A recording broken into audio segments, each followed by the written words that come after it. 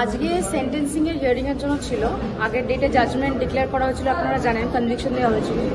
কি সাজা হবে এক্স্যাক্টলি সেটার জন্য আজকে একটা হিয়ারিং, যেটা আইনেই আছে, সেই হিয়ারিংটা আজকে হলো এবং সেখানে স্টেট সাবমিশন করলেন অ্যান্ড ডিফ্যাক্টো সাবমিশন করলেন যাতে ডেথ পেনাল্টি দেওয়া হয়, which is the highest form of punishment এই যে ঘটনাটা ঘটেছে সেই ইনসিডেন্টটার উপরে।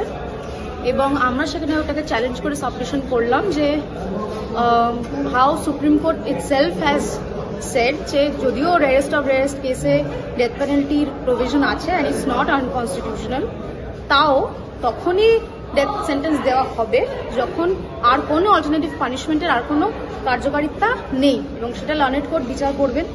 এবং সেই রিলেটেডই আমি অনেক কটা সাইটেশন আমরা দিয়েছিলাম, যেখানে অনারেবল সুপ্রিম কোর্ট বলছেন যে এই ক্ষেত্রে রেস্ট অফ রেস্ট কেস হলেও তারপরে যদি রেফরমেশনের চান্স একটা মানুষের তো অধিকার, কেননা আপনারা জানেন জেলকে রেফরমেটরি সেন্টার বা কারেকশনাল হোম বলা হয়।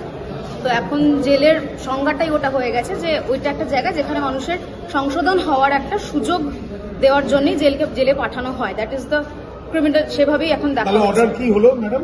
অর্ডারে হলো যে ডেথ পেনাল্টি, জজ সাহেব এসে বললেন যে ডেথ পেনাল্টি উনি দিচ্ছেন না, আমাদের সাবমিশনটা কনসিডার করা হয়েছে এবং আমাদের জাজমেন্টগুলো কনসিডার করা হয়েছে, এবং লার্নেড কোর্ট বললেন যে এটা রেয়ারেস্ট অফ রেয়ারেস্ট কেস নয় এবং তাই জন্য হাইয়েস্ট যে সাজাটা দেওয়া হয়েছে দ্যাট ইজ লাইফ ইমপ্রিজন। আপনারা কি আগামী দিনে হাইকোর্টের দ্বারস্থ হবেন?